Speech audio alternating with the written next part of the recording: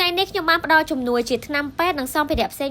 ជូនដល់បងវីរៈកងទ័ពនិងជនភៀសសឹកហើយមានសម្រាប់កូនក្មេងនិងមនុស្សចាស់ដែលរៀបចំចេញពីអសដ្ឋាន SMO គាត់ឃើញថាលើកធ្វើជាមួយខាងកងទ័ពដែលកងទ័ពក៏ធ្វើការឧបត្ថម្ភជាមួយនឹងថ្នាំពេទ្យតែម្ដងបាទអរគុណច្រើនជំរាបសួរអូនបាយអូនដោយសារប្រហែលថ្ងៃនេះខ្ញុំឃើញបងដែលគាត់រៀបចំនៅកន្លែងជំនួយនឹងគឺគាត់ផុសនៅក្នុង social media ជាច្រើនដែលគាត់មានកង្វះខាតថ្នាំពេទ្យក្នុងនាមខ្ញុំជាម្ចាស់អសដ្ឋាន SMO ក៏មានគំនិតផ្ដួចផ្ដើមចង់បង្កើតជាការបរិច្ចាគថ្នាំពេទ្យក៏ដូចជាជំនួយដល់បងវីរៈកងទ័ពនិងជនភៀសសឹកទាំងសម្រាប់កូនក្មេងទាំងសម្រាប់មនុស្សចាស់អញ្ចឹងខ្ញុំក៏បានផុសប្រាប់បងដែលគាត់ចង់ចូលរួមហើយបានចំនួនតូចហើយខ្ញុំក៏បានចូលរួមជាថវិកាផងហើយនឹងថ្នាំពេទ្យដែរចេះខាងក្នុងគេនេះគឺមានសុខភាពអសចនអស់ឲ្យដូចគ្នាតែម្ដងអូយរៀបចំនេះតាំងពីប្រហែលថ្ងៃអូនរៀបចំ2ថ្ងៃបងប្អូនអរគ្នានេះគឺជាសុខដ្ឋានមួយនៅខាងក្រោយបាទសុខដ្ឋាន SMO ប៉ុន្តែនៅក្រោយជាមួយនឹងផ្សារសាហាវបងប្អូនអរគ្នានៅកន្លែងជួបផ្លូវគេលក់បន្លែលក់ម្ហូបលក់ផ្សេងតែម្ដងដោយសារគាត់បានតាមទីនៅទីនេះហើយគាត់បានឃើញជាមួយនឹងការបង្អស់ពីបងប្អូនសិល្បៈរបស់យើងចឹងទៅបច្ចេកទេសចឹងទៅសូមសំណូមពរពីសិល្បៈរបស់យើងបច្ចេកទេសការឆ្នាំឬមួយយើងទៅ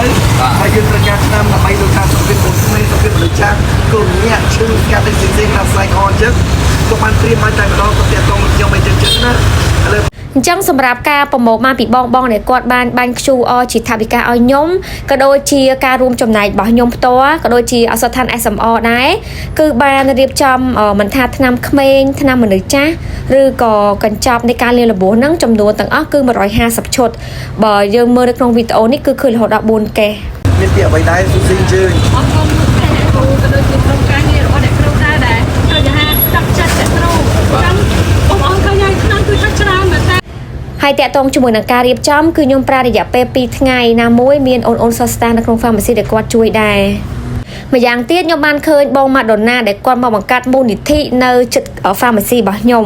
អញ្ចឹងខ្ញុំស្គាល់គាត់ស្រាប់ខ្ញុំក៏បានតាក់ទងទៅបងម៉ាដូណាក៏ដូចជាក្រុមការងាររបស់គាត់ដើម្បីឲ្យមកទទួលជំនួយជាថ្នាំពេទ្យ150កញ្ចប់ហ្នឹងពីខាងអសដ្ឋាន SMO ខ្ញុំ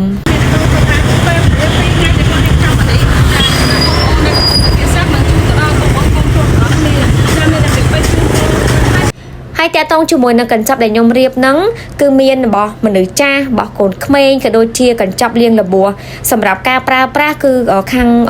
អូនសិស្សដែលគាត់ជួយខ្ញុំហ្នឹងគាត់បានសរសេរការណែនាំត្រឹមត្រូវក៏ដូចជាផ្ដួចផ្ដើមចេញពីគំនិតរបស់ខ្ញុំក៏ដូចជាមានការត្រួតពិនិត្យណែនាំគាត់បន្ថែមទៀតដើម្បីធ្វើម៉េចឲ្យបងវីរៈកងទ័ពឬក៏ក្មេងៗដែលគាត់ភៀសសឹកឬក៏មនុស្សចាស់ទាំងគ្រួសារគឺគាត់យកទៅងាយស្រួលនៅក្នុងការប្រើប្រាស់អត់ចាំបាច់ដើរសួរគេឬក៏ពិបាកអីទេមកកញ្ចប់ហ្នឹងគឺគាត់ងាយស្រួលនៅក្នុងការព្យាបាលជំងឺរបស់គាត់ក៏ដូចជាតាមតម្រូវការនៃគ្រួសារផ្សេងជាមួយនឹងជីវៈរបស់យើងការគោរពការឲ្យតម្លៃនិយាយរួមទៅការយកពីចិត្តទៅក្នុងផ្នែកនេះនេះគឺអារម្មណ៍ដែលយើងនិយាយថាការតម្លៃពីតាមក្នុងផ្នែកនេះទៅប្រមូលការតម្លៃពេលវេលានៃការរៀបចំដឹងពីក្បួនការរៀបចំរបស់បងប្អូនឲ្យលំបាកទេមកកញ្ចប់មានរូបភាពស្រាច់តែម្ដងនៅណាគឺអីវាមានឆ្នាំណាការរៀបចំនេះមិនដឹងថាការlàm việcបាច់ធ្វើយ៉ាងម៉េចដាក់អីជាអញ្ចឹងណាបងប្អូនអរគ្នាចង់ក្រោយនេះអរគុណដល់ម៉ារីដែលរួមស្គាល់ពីបងប្អូនពីបងអ្នកធ្វើការគាត់ហើយខ្ញុំពិតជាអរគុណខ្លាំងមែនតើសម្រាប់បងដែលគាត់បានបរិច្ចាគជាថវិកាបាញ់មកខាងកងបអសដ្ឋាន SMO ផ្ទាល់ក៏ដូចជាអរគុណខ្លាំងមែនតើចំពោះបងម៉ាដូណាដែលគាត់បានស្វាស្វែងគាត់តែខ្ញុំតាក់ទងទៅគាត់តាមឆាតភ្លាមគឺគាត់ប្រញាប់នាំក្រុមការងាររបស់គាត់មកទទួលដល់កន្លែងអសដ្ឋានរបស់ខ្ញុំហ្មងហើយខ្ញុំពិតជារំភើបក៏ដូចជាគាត់ក៏រំភើបខ្លាំងដែរចំពោះការផ្ដល់ជំនួយជាថ្នាំពេទ្យព្រោះបងនឹងស្រាប់ហើយថាថ្នាំពេទ្យក៏ដូចជាស្បៀងគឺយើងខ្វះខាតច្រើនមែនតែនដែលប្រមាណនៅក្នុងការផ្គត់ផ្គង់អញ្ចឹងខ្ញុំជួយគឺតាមលទ្ធភាពដែលខ្ញុំអាចជួយទៅបានក៏ដូចជារៀបចំឲ្យបានត្រឹមត្រូវស្រួលបួរសម្រាប់បងដែលគាត់យកទៅចែកក៏ងាយស្រួលសម្រាប់អ្នកដែលប្រើប្រាស់រត់តែងាយស្រួលថែមទៀតឈ្មោះថា SMO នៅក្រោយផ្សារសំខាន់តតែម្ដងនៅផ្លូវលេខ105ឬក៏បរិយាកាសពុកម៉ែបងប្អូនចង់សំឆ្នាំបានអាចจะต้องតាមលេខទូរស័ព្ទដែលមាន logo នៅខាងលើនេះតតែម្ដងនេះប្រហែលដែរបាទអរគុណច្រើនសម្រាប់ក្រុមការងារខ្ញុំបានមកណាស់អរគុណដល់ម៉ារីអរគុណដល់បងប្អូន